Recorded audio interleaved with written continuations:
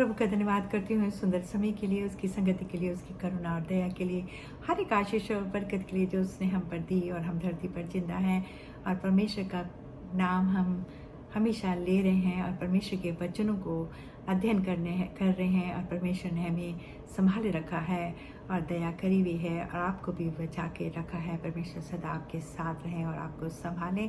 तो प्रभु यीशु मसीह के वसीले से मांगती हूँ, आमीन। आज हम बात करेंगे उत्पत्ति की किताब में से 25वां अध्याय और 29वां अध्याय तक। आप इसको पूरे चैप्टर पढ़ लीजिए तो आप अच्छे से समझ सकते हैं, क्योंकि पढ़ने से हमें समझ आती है और सुनने से हमें विश्वास हम लाते हैं, तो दोनों ही हमारे लिए फ़ायदेमंद हैं।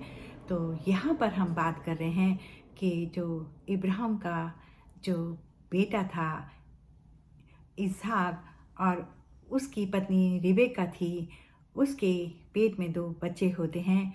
और जिस तरह से आपको मालूम है कि बड़ा बेटा जो होता है बहुत ही शिकार खेलने में माहिर होता है और जानवरों को मार कर जंगल में से लाता है और पिता को खिलाता है और पिता बड़े खुश होते हैं उससे, इस बात से। लेकिन उससे एक गलती हो जाती है कि वो कनानी जो आसपास उनके लोग रहते हैं उनसे शादी कर लेता है और ये बात रिबेका को कभी नहीं पसंद आती है और रिबेका हमेशा उससे गुस्सा रहती है। और जो छोटा बेटा याकूब होता है वो बहुत ही सीधा साधा होता है और माँ का प्यारा होता है और माँ की बातों को वो बड़े ध्यान से सुनता है और वो खाना बनाने में बहुत ही माहिर होता है और बहुत ही स्वादिष्ट खाना वो बनाता है और हमेशा वो खाना बनाता ही रहता है और माँ उससे खुश रहती है। और इज़ाक जो हैं वो काफ़ी बूढ़े हो जाते हैं और उनको देखना भी बंद हो जाता है और चलना फिरना भी। और वो अपने एक दिन अपने बड़े बेटे को बुलाते हैं इसाक को और कहते हैं, देख मैं बूढ़ा हो चुका हूँ और मैं कभी भी मर सकता हूँ और तू मेरे लिए जा जंगल में और एक हिरन को मार के ला और उसका मांस पकाकर मुझे खिला। और जो भी परमेश्वर यहोवा ने मुझे आशीष दी हैं और मेरे पिता ने दी हैं मैं सब तुझे देना चाहता हूँ, क्योंकि तू मेरा बड़ा बेटा है और तेरा अधिकार बनता है। लेकिन ये बात एसाव की जो माँ होती है रिबका वो सुन लेती है और वो कभी नहीं चाहती है कि सारे अधिकार और आशीषें उसके बड़े बेटे को मिलें, क्योंकि वो कनानी लड़कियों से उसने शादी करी है और वो नहीं इस बात को लेकर गुस्सा होती है। और वो फट से अपने छोटे बेटे को याकूब को बुलाती है, कहती याकूब जल्दी से 2 बकरियों को मार के ले आ और मैं उसका मांस बनाऊंगी और खाल भी मुझे दे दे। और वो खाल याकूब के हाथों में लगा देती है और खाना बनाकर याकूब को भेज देती है पिता के पास। और पिता कहते हैं, तेरी आवाज़ क्यों बदल गई है? तेरी आवाज़ तो मेरे याकूब की तरह लगती है और तू मेरे पास आ, मैं तेरे हाथों को देखना चाहता हूँ। और जब वो हाथ को देखते हैं तो उसके शरीर पर बहुत सारे बाल, बकरी के बाल लगे होते हैं, तो वो सोचते हैं ये मेरा बड़ा बेटा है और खाना खाते हैं। और सारी आशीषें जो परमेश्वर यहोवा ने उन्हें दी हैं और उनके पिता इब्राहिम ने उनको दी हैं, वो सारी आशीषें एक बेटा ले लेता है और माँ उसकी मदद करती है। और जैसे ही उसको आशीष मिलती है तो माँ उससे कहती है कि देख तू यहाँ से जल्दी से भाग जा और जाकर मेरे भाई के घर में रहना और उन्हीं की जो बेटे हैं उनमें से शादी करना, अन्य जातियों में शादी मत करना। और अगर तेरा भाई तेरे होते हुए आ गया तो तुझे मार देगा। और याकूब डर के मारे वहाँ से भाग जाते हैं और अपने मामा के घर में जाकर रहने लगते हैं। और जब मामा के घर में जाते हैं, क्योंकि सारी आशीषें तो उनके पास ही मिली हैं अपने पिता से और परमेश्वर की भी दी हुई हैं, और वहाँ पर बहुत सारी आशीष उनके मामा के घर में आने लगती हैं। उनकी 2 बेटियाँ होती हैं, एक का नाम लिया होता है और एक का नाम राहेल होता है। और राहेल से याकूब बहुत प्यार करते हैं और काफ़ी दिनों के तक वो उनकी सेवा करते हैं। और जब मामा देखता है कि इसके पास तो बहुत सारे परमेश्वर की आशीष हैं तो उससे बहुत खुश होता है। और एक दिन याकूब अपने मामा से कहते हैं, देख मामा, मैं तेरी छोटी बेटी से बहुत प्यार करता हूँ और उससे शादी करना चाहता हूँ और तेरी बहन ने भी ऐसे ही कहा है जो मेरी माँ है। तो कहते हैं हाँ मैं ज़रूर तेरी शादी कर दूँगा, लेकिन तू मेरे यहाँ 7 साल तक मेरी सेवा कर, तब मैं तेरी शादी करूँगा और मुझसे एक वायदा कर। और दोनों के बीच में एक वादा हो जाता है। और जब 7 साल याकूब वहाँ पे मेहनत करते हैं, उनके बहुत सारी धन दौलत बढ़ जाते हैं मामा के घर में, और उनकी जो भेड़ बकरियां हैं वो भी बढ़ने लगती हैं। तो उस अब मामा की बारी आती है कि वो अब याकूब से अपनी छोटी बेटी की शादी करें। और मामा जो हैं यहाँ पर चालाकी खेल जाते हैं और वो अपनी छोटी बेटी के पास जाते हैं और कहते हैं, देख तेरी बहन जो है काफ़ी उम्र की हो गई है और अब उससे कोई शादी नहीं करेगा। अगर तू इसको अपना हक दे दे तो इसका भी घर बस सकता है, क्योंकि याकूब तो उससे बहुत प्यार करता है और दोनों बेटियों के घर मेरे बस जाएंगे। तो जो छोटी बेटी होती है वो इस बात को मान लेती है और पिता की बातों को मान लेती है और वो अपना हक अपनी बड़ी बहन को दे देती है।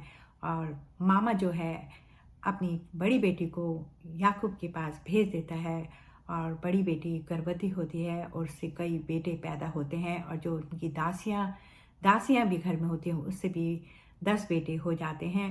और याकूब पूरे 7 साल और सेवा करता है छोटी बेटी के लिए। इस तरह से 14 साल कड़ी मेहनत करने के बाद उसकी शादी छोटी बेटी से भी कर दी जाती है, और वो दोनों बेटियों को अपने घर में रखता है याकूब। और उन छोटी बेटी के कोई बच्चा नहीं होता है, वो परमेश्वर को पुकारती है और दुहाई देती है, तो परमेश्वर उस पर दया करते हैं और 2 बेटे उनके होते हैं। वो छोटी वाली बेटी से जो शादी करी है याकूब ने, और एक का नाम तो बिन्यामीन रखा जाता है, दूसरी बेटे का नाम यूसुफ रखा जाता है। और जो यूसुफ होता है बहुत ही सुंदर और प्यारा और बहुत ही अच्छा बच्चा होता है, और याकूब उससे बहुत प्यार करते हैं और उसकी बहुत फिक्र करते हैं। उसके लिए रंग बिरंगे वो कपड़े भी बनाते हैं। और भाई इन सब चीज़ों को देखकर याकूब जो बनाते हैं उससे गुस्सा रहते हैं। और वो एक दिन यूसुफ जो होता है, एक सपना उनको परमेश्वर यहोवा दिखाते हैं कि उनको 11 तारे जो हैं दंडवत कर रहे हैं, और सूर्य और चांद भी उनको दंडवत कर रहा है। और वो आकर अपने पिता को ये बात बताता है, और पिता जान लेते हैं कि ज़रूर इसको परमेश्वर ने दर्शन दिया है और परमेश्वर इसको बहुत सारी आशीष देने जा रहा है। और उसके भाई भी ये बात सुन लेते हैं, और वो भाई जो हैं वो बहुत ही गुस्सा होते हैं, क्या हम अपने छोटे भाई यूसुफ को सर झुकाकर दंडवत करेंगे, और ये उनको नहीं समझ आता है। और वो कहते हैं, हम ऐसा नहीं होने देंगे, हम इसको मार देंगे। और सब भाई जो थे वो भेड़ बकरियों को चराने जाते थे, और पुराने समय में यही उनकी धन दौलत होती है।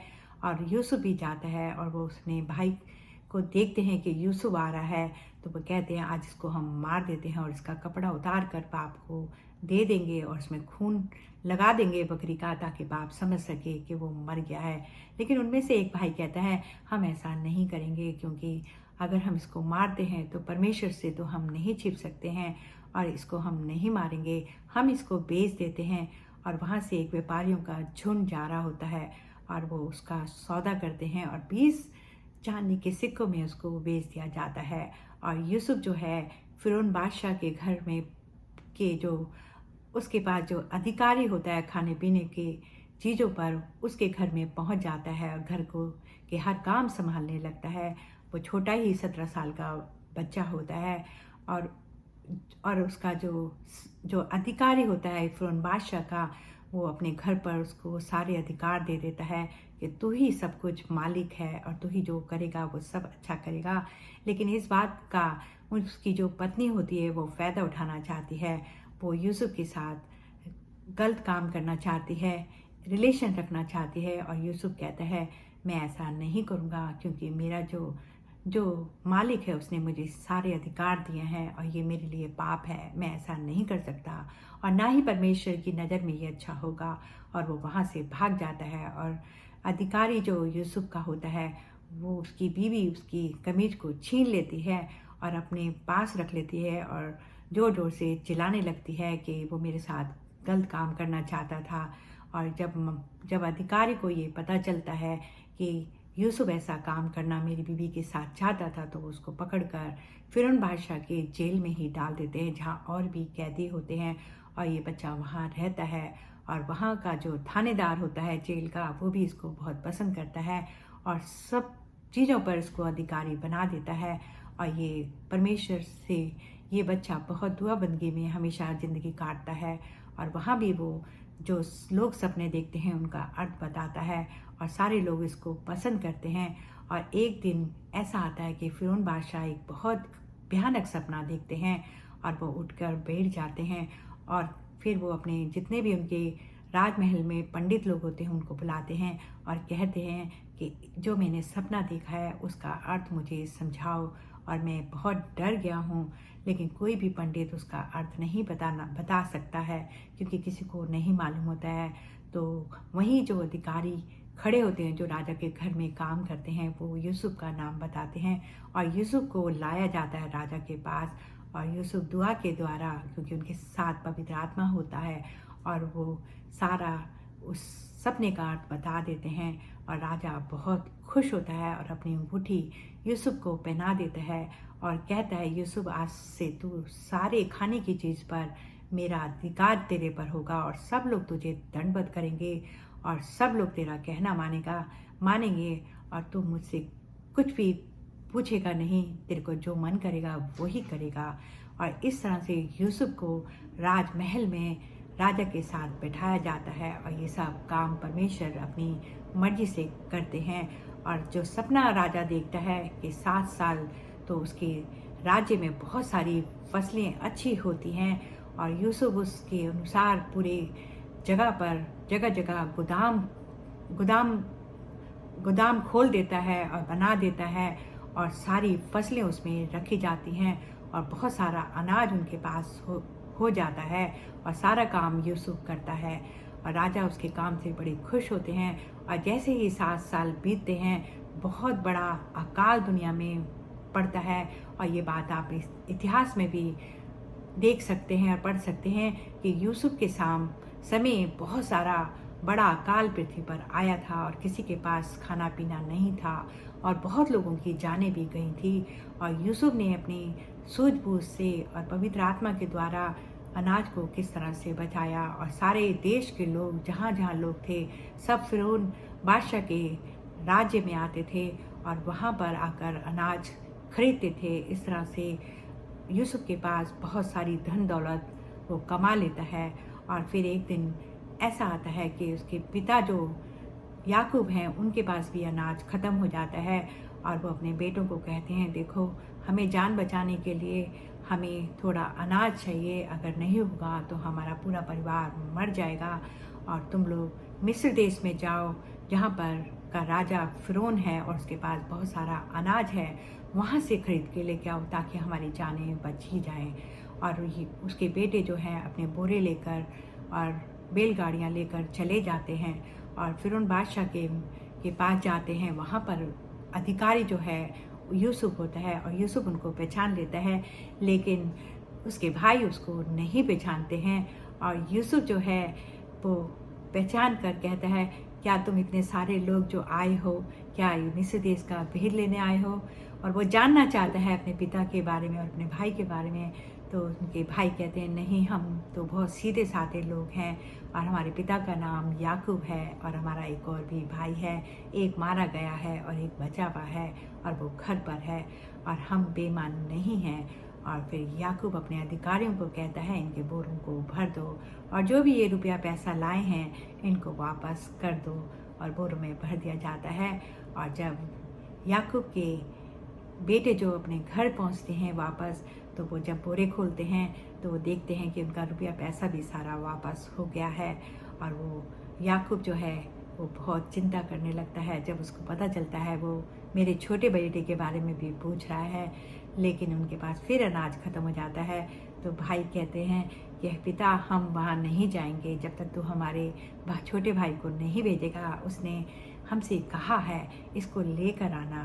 तो पिता जो हैं अपने आज्ञा दे देते हैं अपने बेटे को, कहते हैं इसको ले जाओ, और परमेश्वर इसकी रक्षा करेगा, इसको सही सलामत वापस लाएगा।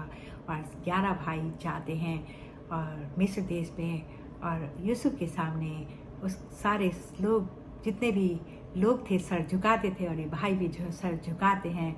और यूसुफ अपने छोटे भाई को देखता है और उससे रहा नहीं जाता है, और वो अंदर जाकर एक कमरे में रोने लगता है फूट फूट कर। और जहाँ मिस्र देश के अधिकारी थे वो लोग देखते हैं और ये बात राजा तक भी पहुँच जाती है। और यूसुफ अपने अधिकारियों को संदेश देता है, कहता है आज मैं इन सब के साथ भोजन करूँगा, इनको अच्छे से अच्छे वस्त्र दो और हम एक साथ बैठकर भोजन करेंगे। और राजा जो है यूसुफ को अपने पास बुलाता है और सारी कहानी पूछता है और यूसुफ उनको सच सच बता देता है। और राजा कहता है कि तू अपने परिवार की देख रेख कर और अपने पिता को भी यहाँ पर बुला ले और सारे परिवार को बुला ले, और जो मेरे देश में अच्छी से अच्छी जगह है उनको दे और अच्छे से अच्छे खाने की चीज़ें दे जब तक ये अकाल पड़ा है, क्योंकि तेरे कारण ही मेरा बहुत लोग बचाए गए हैं और परमेश्वर तेरे साथ है और पवित्र आत्मा भी तेरे साथ है। इस तरह से याकूब का पूरा परिवार बचता है और उसके बेटे भी बचते हैं और यूसुफ के द्वारा परमेश्वर बचाते हैं। और देखिए परमेश्वर के कितने अनोखे काम हैं।